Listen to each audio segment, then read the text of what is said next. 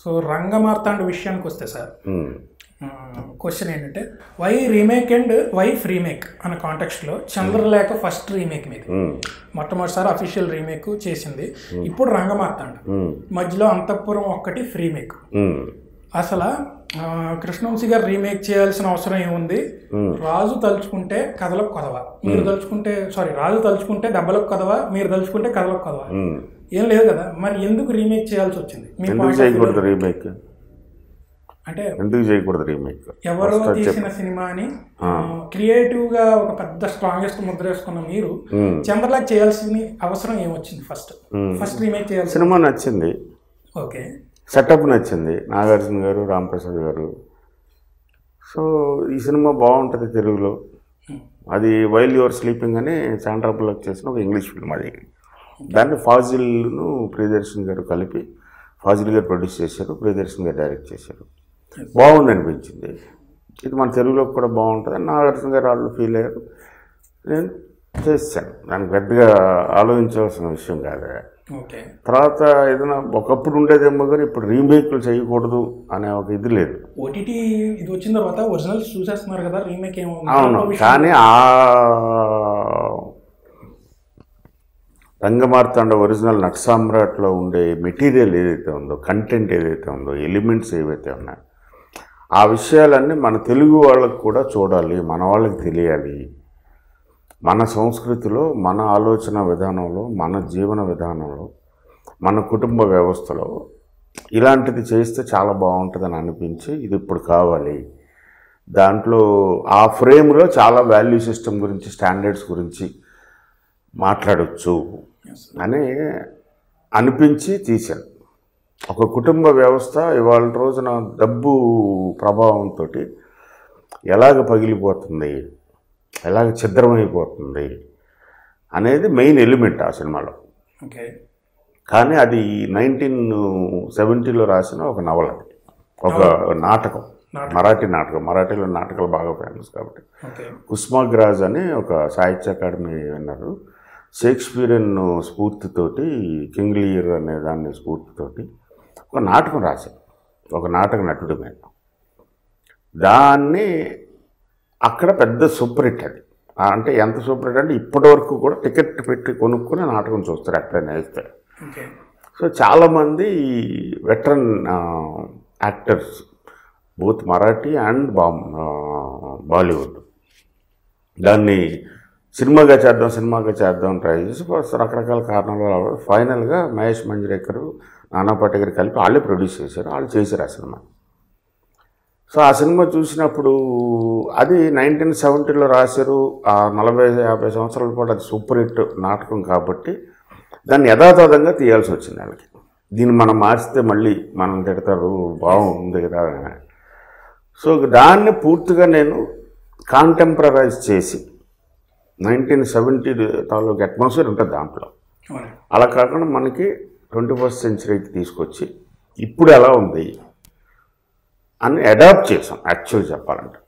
So ఆ cinema ఆ value system, ఆ వ్యవస్థ, ఆ ఎమోషన్స్, ఆ బంధాలు, అనుబంధాలు, మన గురించి, మన అమ్మా నాన్నల గురించి మనం ఏం చేస్తున్నాం, ఆ ఇది రావాలి. దానికి ప్రత్యేకంగా ఒక కథ రాసే బదులు అద్భుతంగా రాసిన ఒక కథ ఉంది కాబట్టి దాన్ని రీమేక్ చేసాం. ఇప్పుడు రీమేక్ చేయకూడదు అనేది నాకు లేదు. మంచి సినిమా అయితే డెఫినెట్గా రీమేక్ చేద్దాము. అంటే రీమేక్ ఇన్ ద కాంటెక్స్ట్కి వస్తే ఆ సినిమా అందరూ చూసేస్తారు అన్నది ఒకటి ఉంది. ఇంకోటి ఏంటంటే యాజ్ ఇట్ ఈజ్ రీమేక్ చేసేటప్పుడు సార్ ఫ్రేమ్ టు ఫ్రేమ్ దించి చేస్తే తప్ప కొన్ని కథలకు న్యాయం జరగదు. ఫస్ట్ థింగ్ అది ఎవరంటారు?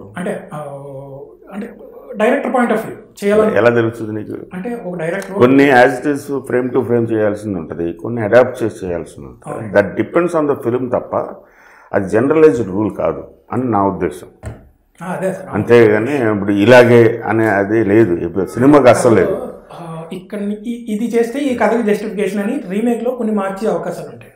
కొంతమంది ఏంటంటే హీరోలు తన ఇమేజ్కి తగ్గట్టుగా సరైన కథ ఉంది, దీన్ని ఏమాత్రం మార్చకుండా తీస్తే తనకి ఇంకో సూపర్ హిట్ వస్తుందని హీరోలు ఇనిషియేటివ్ తీసుకుని ఇవన్నీ మీరు అనేసుకుంటున్నారు ఇక్కడ కూర్చుని.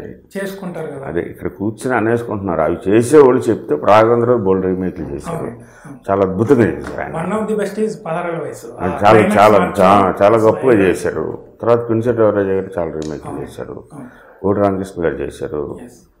సో వాళ్ళు అడాప్ట్ చేశారు ఫ్రేమ్ టు ఫ్రేమ్ రీమేక్లుగా. తర్వాత కొంతమంది ఫ్రేమ్ టు ఫ్రేమ్ రీమేక్లు చేస్తారు.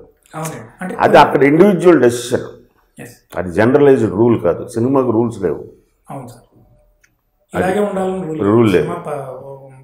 ఆ కథను బట్టి, ఆ కథను అతను, ఆ రచయితో, ఆ దర్శకుడు చూసే విధానాన్ని బట్టి, ఆ నటీనటులు దాన్ని తెరకెక్కించిన విధానం కానీ వాటిపై డిపెండ్ అవుతుంది. అందుకని ఫిక్స్డ్గా ఉండకూడదు, ఎప్పుడు ఓపెన్గా ఉండాలి, రిసెప్టివ్గా ఉండాలి. పసుపులేటి వెంకట బంగారరాజు గారు మీ పేరు, కృష్ణవంశీగా ఎలా మారారు? మీ నాన్నగారు పెట్టిన పేరు అనే ఒక చిన్న పొగరు ఎవరికైనా ఉంటుంది. సినిమా కోసం మార్చుకోవాల్సిన అవసరం ఎందుకు వచ్చింది? అంత అవసరం ఉందా? సినిమా కోసం మార్చుకున్నానని ఎవరు చెప్పారు నీకు? కృష్ణవంశీ అనే పేరు. అవును, సినిమా కోసం మార్చుకున్నానని ఎవరు చెప్పారు? నేను ఎప్పుడో డిగ్రీ, అదే తప్పు కదా. అలాగే నీ అంతా నువ్వు ఏదో ఒకటి ఎజ్యూమ్ చేసుకోవడం తప్పు కదా. సినిమా కోసం మార్చుకోలేదు, ముందే డిగ్రీలోనే మార్చుకున్నాను. మీరు అఫీషియల్గా గెజెట్ అయ్యే ఉంటాయి. అయినప్పుడు ఎందుకు మనకి? అదే ఇంట్రెస్టింగ్ సార్. 30-40 ఏళ్ళ క్రితం కూడా అనవసరం, నచ్చలేదు, మార్చుకున్నాను అంతే. ఓకే, పసుపులేటి వెంకట బంగారరాజు అనే పేరు కన్నా ఇంకా బెటర్ పేరు కోసం మార్చుకున్నాను. అది వంశీకృష్ణ అని పెట్టుకున్నా. ఓకే, అది రాము గారు గులాబీ చేస్తున్నప్పుడు కృష్ణవంశీ అన్నాం, వంశీకృష్ణ ఫ్లాట్గా ఉందన్నప్పుడు సరే ఓకే సార్. అప్పటికే పేర్లు ఏం లేదని తెలిసిపోయింది. అది మన పేరు వల్ల మనకేం ఉండదు. మనం చేసే పనుల వల్ల మన జీవితం, మన పేరుకి వాల్యూ రావాలి, కానీ పేరు వల్ల మనకి వాల్యూ కాదు. అంటే మీ పేరు గురించి ఉన్న ప్రత్యేకత ఇంకా పెరగడానికి కారణం పులగం చిన్నారాయణ గారు గులాబీ మీద ఒక ఆర్టికల్ రాశారు సార్. అప్పుడు నీలి ఆకాశంలో ఎగిరిన గాలిపటం, దాని మీద కృష్ణవంశీ అనే సంతకం. భలే అనిపించింది అసలు. సో స్వీట్ ఆఫ్ పులగం మంచి రైటర్. అసలు నేమ్ ఆయన పాత సినిమాల గురించి రాశాడు కొన్ని 2 వాల్యూమ్స్ 3 వాల్యూమ్స్. చాలా బాగా చేశాడు, చాలా బాగా చేశాడు. ఆనాటి ముచ్చట్ల ఏదో అలాగ ఉంటుంది. అలాగే సినిమా వెనక స్టోరీలు, అవును, అన్నీ చాలా బాగా డాక్యుమెంట్ చేశాడు. హిస్టరీ కింద ఉంటుంది next generations. Creative short film మేకర్లు కావచ్చు, నవల్ రాయాలనుకున్న వాళ్ళు కానీ, సినిమా రాయాలనుకున్న వాళ్ళు కానీ, ఆదివారం వచ్చిందంటే చాలు సాక్షి మ్యాగజైన్ ఆయన రాయడం ఆపిన దగ్గర నుంచి మేము సేల్స్ తగ్గిపోయినని మాకు మేమే అనుకుంటున్నాం. బట్ ఎస్, ఆయన అలా చేయడం వల్ల మీ పేరులో ఉన్న ఒక క్వాలిటీ ఇంకా బాగా, ఇంకా ఐకానిక్ ఇది వచ్చింది ఆ యొక్క సెంటెన్స్ వల్ల. Thank you.